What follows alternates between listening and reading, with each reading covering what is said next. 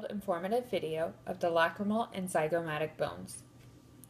The lacrimal and zygomatic bones, both paired bones, are two of the 14 facial bones of the skull.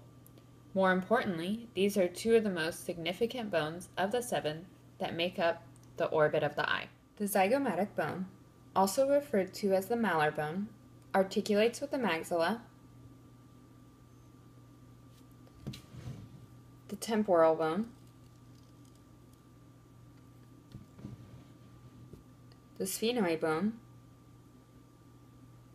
and the frontal bone. The zygomatic bone may also be referred to as the cheekbone. A bar-like projection on the squamous part of the temporal bone is the zygomatic process, which articulates or connects with the zygomatic bone, making the zygomatic arch. The maxillary bone also articulates with the zygomatic processes and contributes to form the zygomatic arches. Superiorly, the zygomatic bone articulates with the frontal bone. The zygomatic bone is the origin for a few important muscles. The masseter is the prime muscle that closes the jaw and elevates the mandible. It inserts at the angle and ramus of the mandible, with the origin being the zygomatic arch.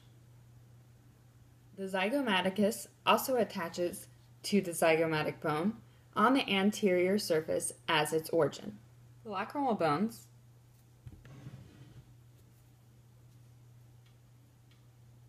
are very delicate bones in the medial orbital walls and are also the smallest, most fragile of the facial bones.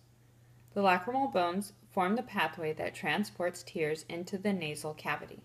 The lacrimal bone articulates with the frontal bone superiorly, the ethmoid bone posteriorly, and the maxillary bone anteriorly. The lacrimal bone has an orbital side facing the eye socket and the nasal side facing the nose. The lacrimal bone has a deep groove called the lacrimal sulcus, which connects to the maxilla, forming the lacrimal fossa. The lacrimal fossa houses the lacrimal sac. The lacrimal sac gathers tears and allows fluid to drain from the eye surface into the nasal cavity. The lacrimal sac is commonly known as the tear duct. Within the depression of this bone, the lacrimal apparatus is found. The lacrimal apparatus includes the lacrimal gland and the lacrimal fluids. The lacrimal gland keeps the eye moist, and the lacrimal fluid is known as tears. The zygomatic and lacrimal bones are related because they both lie in the orbit and by the nerves and arteries surrounding them. Many times, the lacrimal nerve is absent, and the zygomatico-temporal nerve can take its place. The zygomatico-temporal nerve may also be absent, but the lacrimal nerve can replace it. The lacrimal and zygomatic bones are also somewhat related when it comes to injuries, since they both lie in the orbit.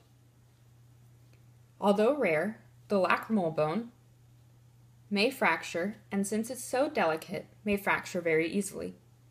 A fracture can take place if there is a great impact on the nasal bone and extends into the lacrimal bone. The lacrimal bone can become very sharp from the fracture and cut into the ethmoid artery or affect the orbit, resulting in surgical repair. Injury to the lacrimal bone is rare. A zygomatic fracture is the second most common bone of the face to be fractured, more commonly in males. Fracture to the zygomatic bone is most likely a blowout fracture, which is the fracture of the inferior, medial, and lateral portions of the orbit. A blowout fracture is commonly caused by a blow to the area, such as a punch to the face or by a car accident. The fracture to the zygomatic bone can be a fracture of the bone itself, a fracture of the zygomatic arch, a displacement of the bone, or can cause an infraorbital fracture. To identify a zygomatic fracture, there is usually pain on palpation and jaw movement, flatness of cheek, an altered sensation underneath the eye, and blood in eye or spasms of the masseter.